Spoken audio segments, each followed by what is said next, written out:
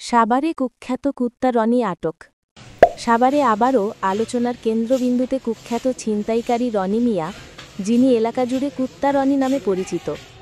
মঙ্গলবার ২৬ নভেম্বর রাত ৮:৩০টার দিকে সাভার পৌরসভার ডগরমোড়া এলাকায় এনসিপি নেতা তামিম আজহারের কাছ থেকে ছিনতাইয়ের চেষ্টা চালানোর সময় স্থানীয়দের সহায়তায় তাকে আটক করে পুলিশ।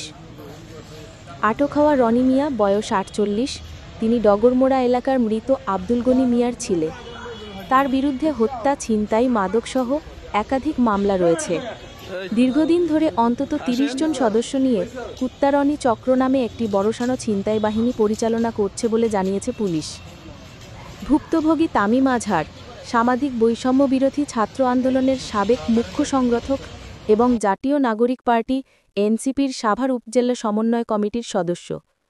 ঘটনার পর সাভার মডেল থানার অফিসার ইনচার্জ মোহাম্মদ জুয়েল মিয়া জানান, ঘটনাস্থল থেকে রনিকে আটক করা হয়েছে এবং তার কাছ থেকে একটি চাইনিজ সুইচ গিয়ার উদ্ধার করা হয়েছে। তিনি আরও বলেন, মাত্র ১ মাস আগে হত্যা মামলার জামিনে বের হওয়ার পর থেকেই রনি পুনরায় ছিনতাইসহ অপরাধমূলক কর্মকাণ্ডে জড়িয়ে পড়ে। স্থানীয় একটি দোকানের সামনে পথ রোধ করে তামিম আজহারকে ছিনতাই করার সময় এলাকাবাসী বাধা দেয় এবং ধাওয়া করে রনিকে ধরে পুলিশের হাতে তুলে দেয়। পুলিশ জানায়, রনিকে বুধবার আদালতে পাঠানো হয়েছে।